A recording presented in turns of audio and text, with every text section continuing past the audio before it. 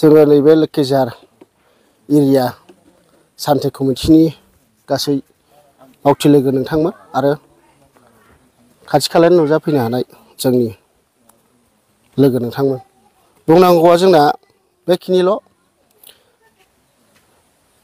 26 तारिखनि जोङो अक्ट'बर 26 तारिखनि जोङो टिकेट हरदोंमोन।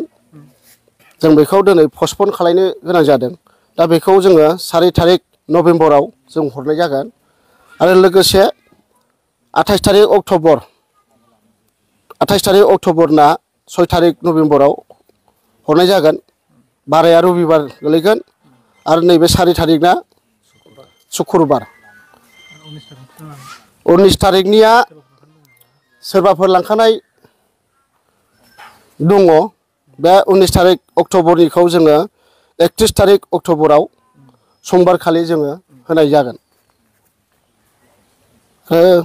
गासै रायजो राजाखौ जों खावलायहरनाय जायोदि मोनफ्रोमबो डिस्ट्रिक्टनिफ्राय फैनाय गामिनिफ्राय फैनाय बिथांमोना जाय मानसिया टिकेट लांदों बे टिकेटखौ 19 तारिखनिया 31आव फैथों आरो 26ना 4आव फैथों आरो 28 तारिखना 6आव फैथों।